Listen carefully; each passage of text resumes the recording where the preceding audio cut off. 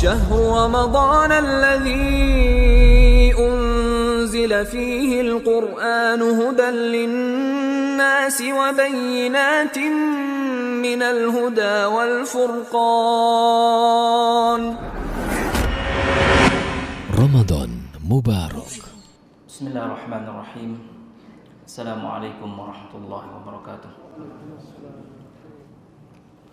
إن الحمد لله نحمده ونستعينه ونستغفره ونعوذ بالله من شرور أنفسنا ومن سيئات أعمالنا. من يهده الله فلا مضل له ومن يضلل فلا هادي له. أشهد أن لا إله إلا الله وحده لا شريك له وأشهد أن محمدا عبده ورسوله الذي لا نبي ولا رسول بعده. قال الله تعالى في كتابه الكريم: أعوذ بالله من الشيطان الرجيم. يا أيها الذين آمنوا اتقوا الله حق تقاته ولا تموتن إلا وأنتم مسلمون. وقال النبي صلى الله عليه وسلم: ما يريد الله به خيرا يفقهه في الدين. أما بعد. Jamaah rahmati Allah Subhanahu wa taala. Masih semangat ya Pak ya? Alhamdulillah. Apa sudah siap-siap mau lebaran? Ya, masih jauh lebaran. Segala puji hanya milik Allah Subhanahu wa taala yang masih memberikan kita nikmat kesehatan, nikmat waktu luang, dan juga nikmat iman dan Islam, sehingga kita bisa maksimal mengerjakan ibadah di bulan Ramadan ini dengan sempurna. Semoga Allah Subhanahu wa taala menerima seluruh amal ibadah soleh kita dan menjadikan pemberat amal kita nanti di hari kiamat.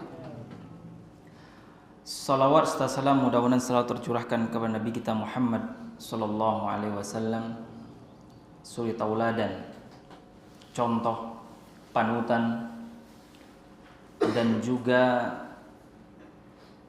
adalah semua aspek kehidupan dan ibadah kita tidak lain hanya mencontoh Nabi Muhammad SAW. Manusia yang sangat sempurna, baik fisik dan juga rohani, semuanya dimiliki oleh Nabi SAW. Dan sholawat bagi sahabat dan keluarganya dan orang-orang yang selalu setia mengikuti sunnahnya sampai akhir zaman. Jamaah rahmati Allah Subhanahu wa taala. Pada pertemuan kali ini insyaallah, kenapa Anda selalu ingin menjelaskan tentang masalah fikih, Pak? Karena ibadah itu yang selalu kita kerjakan. Dan kadang ada sebagian kaum muslimin karena tidak tahu ilmunya atau mungkin lupa dengan ilmunya, akhirnya mengerjakan tersebut, ibadah tersebut hanya sebatas kebiasaan. Seperti itu kan yang biasanya terjadi. Dan hukum fikih yang ada di kalangan masyarakat adalah kebanyakan itu adalah bagaimana dia mentaklid kepada orang yang sebelumnya. Tentu dalam masalah ibadah dan juga aspek ibadah yang lain, Imam Bukhari rahimahullah mengatakan al-ilmu qabla al-qawli wal amal. Ilmu dulu, kemudian qauli sebelum berbicara dan juga sebelum beramal. Dan itu berlaku semua ibadah kita. Harus kita berilmu dulu, tahu dulu, baru kita mengamalkan, baik itu dengan badan atau juga dengan lisan. Baik, tadi di mukaddimah saya selalu mengatakan bentar lagi mau lebaran. Tentu apa saja yang harus disiapkan ketika mau lebaran? Baju baru? Udah punya kayaknya baju baru. Atau sudah membuat planning mau kemana kita berangkat? Ya mungkin mau liburan, atau mungkin mau tamasya. Itu insya Allah sudah kita planningkan. Namun ada hal-hal yang mana kita masih memiliki utang di bulan Ramadan ini, yaitu kita membayar zakat. Ya, membayar zakat yang tahun lalu pernah saya singgung kalau nggak salah, yaitu membayar zakat fitrah. Jangan sampai kita asyik beribadah, di masjid, kita asyik beribadah di tempat ibadah, sholat dan yang lainnya, tetapi lupa kita pribadi dan juga keluarganya belum dibayarkan zakat. Hukum bayar zakat fitrah adalah hukumnya apa, Pak? Wajib. Ya, wajib hukumnya. Bahkan sebagian para ulama, wanita yang di dalam kandungannya masih ada bayi, ada janin yang sudah umur 4 bulan ke atas, sebagian para ulama tetap mewajibkan bagi dia untuk dikeluarkan zakatnya. Berapa kilo zakatnya? Ya, 3 kilo lah. Artinya 2,5 kilo, lebih dikit. Dan itu waktunya adalah dari pertama bulan Ramadan sampai habis waktunya kapan? Ketika imam naik mengerjakan sholat Id. Dan itu waktu yang afdal. Itu zakat fitrah yang mana wajib kita harus kerjakan dan jangan sampai lupa. Kemudian ketika Idul Fitri termasuk syiar Islam. Kita sudah mengerjakan zakatul fitr. Kemudian kita masuk ke Idul Fitri. Ini beberapa hari lagi ke depan, insyaallah taala kita akan semua berjumpa dengan Idul Fitri dengan sehat insyaallah. Ketika Idul Fitri, apa hukumnya sholat Idul Fitri, Pak? Hukumnya sunnah. Ada yang mengatakan hukumnya wajib. Ya, di antaranya adalah Hambali mengatakan hukumnya wajib. Fardu ain. Kenapa kok bisa fardu ain? Karena Nabi SAW di hadis yang Ummu Atiyah, Nabi SAW mengatakan hadis Ummu Atiyah, beliau mengatakan amarana Nabi SAW an nakhruja fil aidaini al-awatiqa wa zawatul khuduri wa amara al-khuyyat ay ya'tazilna musallal muslimin. Itu hadis yang sahih sekali. Bahwasanya Nabi SAW memerintahkan, kata Ummu Atiyah, memerintahkan kepada kami untuk keluar sholat Idul Fitri atau Idul Adha. Apa? Al-awatiq. Al-awatiq itu artinya perawan. Ya, perawan-perawan yang ada di rumah-rumah kaum muslimin itu semuanya oleh ayahnya suruh keluar untuk berangkat sholat Id. Wadzawatil khuduri, kata Nabi SAW, dan juga wanita-wanita yang dipingit. Orang mau zuat biasanya harimnya dipingit dulu, Pak ya. Ya, ketika mungkin kita lagi Syawal kan banyak biasanya acara nikahan ya. Ketika di Idul Fitri mungkin nggak boleh keluar dan sebagainya. Ketika Idul Fitri suruh keluar sama Nabi SAW. Bahkan wa amral khuyyam, bahkan Nabi SAW menyuruh orang-orang yang haid, wanita-wanita yang haid, untuk keluar ke musalla. Tapi kata Nabi SAW, wa ayyatazilna musallal muslimin. Tetapi jangan mendekati tempat sholatnya kaum muslimin. Ini pendapat yang mengatakan wajib. Karena Nabi SAW orang haid pun disuruh berangkat. Ya. Kemudian yang kedua, kenapa dikatakan wajib? Karena jika sholat Idul Fitri atau Idul Adha bertepatan dengan sholat Jumat atau hari Jumat, maka boleh orang muslim tidak pergi melaksanakan sholat Jumat. Padahal sholat Jumat hukumnya apa? Wajib dan fardu ain, dan tidak ada suatu ibadah yang menggugurkan yang wajib kecuali yang wajib. Itu bagi pendapat yang mengatakan sholat Idul Fitri atau Idul Adha hukumnya wajib. Tetapi yang rajih wallahu taala alam, dan ini jumhur ulama mengatakan bahwasanya sholat Idul Fitri atau Idul Adha hukumnya sunnah muakkadah. Baik, hukumnya sunnah muakkadah, artinya sunnah yang ditekankan. Kemudian di mana tempat didirikannya sholat Idul Fitri atau Idain, di mana tempatnya? Yang afdal adalah tempat lapang, musalla. Musalla itu tempat sholat, Pak. Musalla. Dan kenapa kok di musola? Artinya tempat yang lapang, kalau kata Imam Syafi'i di sohra, artinya di tempat padang pasir atau tempat yang luas sekali. Kenapa? Untuk menunjukkan syiar Islam, bahwasanya kaum muslimin ini kompak, satu gitu. Jangan pecah. Nah, ini yang menjadi masalah kadang. Jangan sampai syiar Islam yang luar biasa ini terpecah dengan hal-hal yang akan menyebabkan kaum muslim itu terpecah gitu loh. Makanya kenapa Idul Fitri atau Idul Adha ada di musola atau di tanah lapang, agar semuanya mengetahui syiar Islam itu luar biasa, yaitu sholat Idul Fitri dan Idul Adha. Dan ini pelajaran bagi kita semuanya, bahwasanya kita harus yuwahid, ya, harus mengadakan sholat Id itu benar-benar untuk menyatukan syiar Islam. Ya, jangan sampai pecah sana sini dan sebagainya ya. Kalau sholat yang lain sih tidak mengapa, tapi kalau sholat Id setahun sekali, 2 kali dengan Idul Adha, jangan sampai ada perpecahan. Ya, jadikan satu. Selama itu tidak ada mudarat.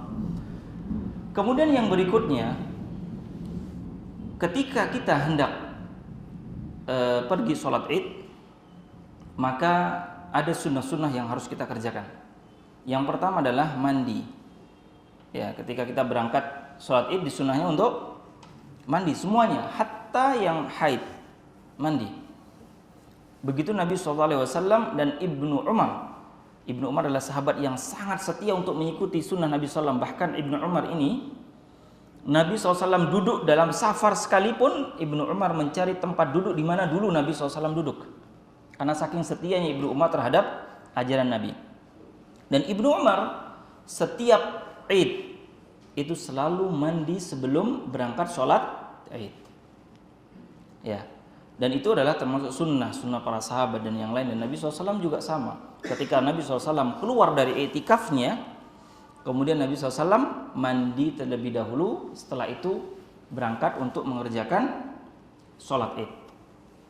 Kemudian juga yang sunnah dalam berangkat sholat Id adalah anna Nabi sallallahu alaihi wasallam yakhruju yaumal Id yukhalifut tariq atau khalafat tariq.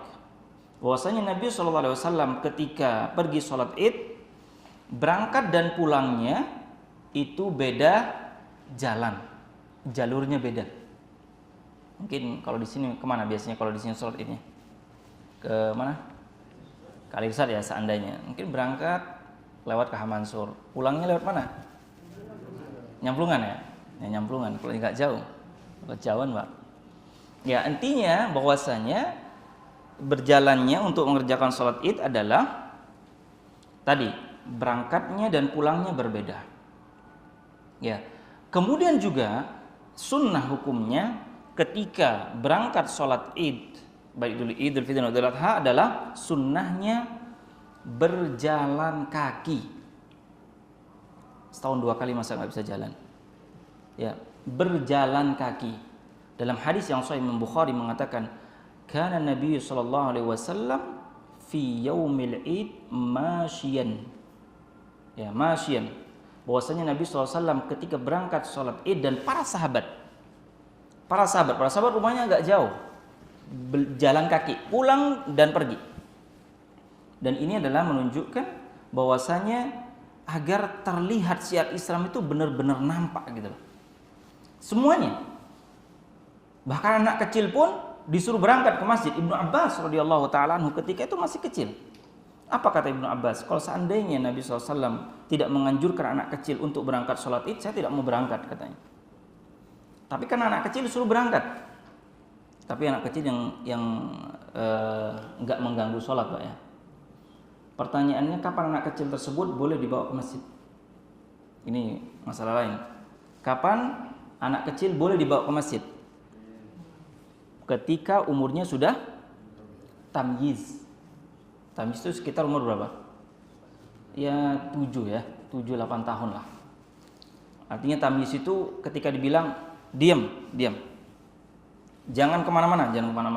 Tapi di bawah itu tidak boleh. Kata Umar bin Khattab radhiyallahu taala anhu mengatakan, jannibu masajidakum anil majanin wal wasibyan. Jauhilah masjid-masjid kalian dari orang gila dan anak kecil. Karena anak kecil bisa mengganggu sholat. Gimana anak kecil seandainya masih belum tamyiz, ada imam sholat di depan, kemudian di depan imam ngajak ngomong, nah, akan buyar sholatnya. Ya, seperti itu. Ya, artinya ketika sholat id, semua anak kecil disuruh keluar. Ayo kita sholat id. Namun seperti orang haid dan juga anak kecil, tempatnya terpisah, Pak ya. Tempatnya terpisah, tujuannya adalah menampakkan syiar Islam dan mendengarkan mau'izah dari khotib, ya, dari khotib yang ada. Baik. Kemudian berikutnya, ketika berjalan dari tempat dari rumah ke musola atau tempat sholat id, disunnahkan memperbanyak takbir. Dalam sebuah riwayat, ya, tidak ada sebuah redaksi khusus dari Nabi SAW terhadap takbir. Ya, seperti takbir yang kita selalu baca, Allahu Akbar kabira, walhamdulillahi katsira, wa subhanallahi bukratan wa asila. Itu adalah takbir riwayat Ibnu Mas'ud radhiyallahu taala anhu. Kemudian juga riwayatnya Salman Al-Farisi. Beda lagi. Salman Al-Farisi mengatakan takbirnya adalah cuman Allahu Akbar, Allahu Akbar, Allahu Akbar, Allahu Akbar, Allahu Akbar, gitu saja. Ya. Kemudian riwayatnya Ibnu Abbas. Apa riwayatnya Ibnu Abbas? Allahu Akbar, Allahu Akbar, Allahu Akbar, walillahil hamd. Atau Allahu Akbar mimma htadait. Seperti itu. Artinya tidak ada redaksi khusus dari Nabi SAW tentang takbir. Tetapi semua takbir karena dalil umum yang disampaikan juga dalam Al-Quran, walitukabbirullaha ala ma hadakum. Artinya intinya adalah takbir. Sunnah. Bahkan para sahabat ketika berangkat dari rumah ke masjid mengeraskan takbirnya, tetapi wanita tidak. Mengeraskan takbirnya, wanita tidak. Kemudian Nabi SAW yukabbir hatta taqdus shalah. Nabi SAW bertakbir dari rumahnya sampai ke musola, sampai didirikan waktu sholat. Itu sunnahnya. Kemudian juga karena Idul Fitri sunnahnya adalah takbirnya muqayyad, mutlak. Artinya dimulai takbir tersebut dari terbenamnya matahari di tanggal malam 1 Syawal sampai keluarnya imam dari rumahnya ke masjid. Sampai di situ. Itu adalah waktu takbirnya salat Idul Fitri. Kalau Idul Adha sampai tasyrik. Ya. Kemudian yang berikutnya, sunnah yang berikutnya adalah memakai baju yang paling bagus. Nah, ini sudah cocok nih. Lebaran identik baju anyar. Ya, pas. Memakai baju yang paling bagus. Nabi SAW menghususkan baju itu di Jumat dan sholat Id. Baju Nabi SAW khusus itu, yang terbaik. Nabi SAW memakai baju di sholat Id. Dan tetap harus mengikuti syar'i ya, jangan sampai berlebihan. Wanita juga sama, ini juga berlaku terhadap wanita. Wanita juga harus memakai baju yang terbaik. Tetapi jangan sampai yang menimbulkan fitnah, yang sampai tabarruj, yang harus bersolek, berhias diri dengan yang tidak syar'i, itu tidak boleh. Ya, itu harus memakai baju yang baik tetapi harus dengan standar syar'i. Kemudian setelah itu jamaah sekalian, habis selesai sholat id berapa rakaat? 2 rakaat, itu ijma' para ulama. Takbir pertama berapa rakaat? 7 rakaat. 7 takbir. Ya, 7 takbir. Rakaat pertama 7 takbir, 8 takbir dengan takbiratul ihram. Bacaan antara takbir dan takbir lainnya apa bacaannya? Apa bacaannya? Subhanallah apa? Ya, subhanallah wa hamdi, subhanallahil azim. Dan itu juga antara ada dua pendapat, ada yang mengatakan tidak ada bacaan antara takbir dengan takbir. Dan ini juga pendapatnya Syekh Utsaimin rahimahullah, cukup diam saja. Ada yang mengatakan seperti itu. Ada juga mengatakan ada, yang penting memuji Allah. Apapun itu bacaannya, yang penting memuji Allah. Itu rakaat pertama. Rakaat kedua adalah berapa takbir? 5 takbir. Dan imam disunnahkan membaca banyak surat Qaf dan juga yang lainnya, Sabbihisma rabbikal a'la. Kemudian di rakaat kedua membaca Al-Ghasyiyah. Ya, kemudian ketika berkhutbah juga imam tidak ada tuntunan imam bertakbir ketika berkhutbah. Karena Nabi SAW khutbahnya langsung seperti khutbahnya Nabi SAW seperti khutbah Jumat. Biasanya kan ada takbir, Allahu Akbar, Allahu Akbar, Allah. Tidak perlu. Langsung takbirnya, langsung khutbahnya seperti khutbah biasa. Ada berapa khutbah jamaah sekalian? Ada 2, ada yang 1. Madhab Syafi'iyah, sebagian madhab Syafi'iyah 2 khutbah. Seperti khutbah Jumat. Ya, kemudian pendapat yang lain 1 khutbah. Itu adalah pendapatnya Ibnu Abbas radhiyallahu taala anhu, dan insyaallah ini yang rajih insyaallah. Sebagai penutup, sudah selesai keluar, boleh apakah tidak berjabatan tangan ketika selesai sholat Id? Boleh, tidak apa-apa. Tidak apa, walaupun di kalangan para sahabat belum pernah dikerjakan. Ya, tetapi termasuk ini adalah adat. Ya, adat apa dalam kaidah fikih? Al-'adatu muhakkamah. Atau ida'tadan nasu 'adatan ida'tadan nasu jaizun illa ma harram. Itu kaidah fikih. Setiap adat yang dikerjakan manusia itu boleh dikerjakan selama tidak melanggar syariat. Di antaranya juga mengatakan minal aidin wal faiz. Boleh apa tidak? Boleh. Walaupun nas dari tabi'in, taqabbalallahu minna wa minkum shalihal a'mal. Itu nas dari tabi'in, ya. Tetapi adat ini selama tidak ada kemaksiatan maka boleh minal aidin wal faizin. Artinya segala tahniah itu boleh diucapkan dari setiap muslim ketika bertemu dengan muslim lainnya. Kemudian yang berikutnya ziarah kubur setelah sholat Id, ada apa tidak? Enggak ada. Namun kalau jamaah sekalian, ada di kitab Al-Um itu sebagian kecil, ada 1-2 madhab Syafi'i itu membolehkan ziarah kubur setelah pulang dari sholat Id. Ya, tapi itu adalah pendapat yang marjuh karena memang tidak ada contoh dari Nabi Muhammad sallallahu alaihi wasallam. Halal bihalal boleh? Boleh. Enggak apa-apa. Yang penting halal bihalal yang sampai mengundang hal-hal yang haram. Enggak boleh. Intinya dalam masalah ini ibadah itu ada 2, ada ta'abbudi, ada adah. Kalau ta'abbudi harus sesuai dengan yang dicontohkan Nabi seperti tadi. Salat Id 2 rakaat, 7 takbir. Kemudian yang rakaat kedua adalah 5 takbir, itu ta'abbudi. Tapi yang ada seperti tadi, jabatan tangan, mengatakan minal aidin wal faizin. Ya, mohon maaf lahir dan batin itu cuma setahun sekali, enggak tahu kalau setiap harinya kalau banyak salah. Minta maaf atau tidak itu? Ya, minta maafnya harus nunggu lebaran dulu baru minta maaf. Kosong-kosong katanya. Padahal setiap hari harus banyak dosa terhadap temannya, saudaranya. Ya. Kemudian setelah itu adalah yang ada juga boleh seperti halal bihalal dan yang lainnya. Semoga kita semuanya umat kaum muslimin diterima amal kita semuanya di bulan Ramadan dan disampaikan ke hari raya Idul Fitri dengan sehat walafiat. Tentunya insyaallah umur kita dipanjangkan oleh Allah Subhanahu wa taala sampai Ramadan dan juga hari raya yang berikutnya. Barakallahu fikum wa syukran. Nakhtatim bi doa kafatul majlis.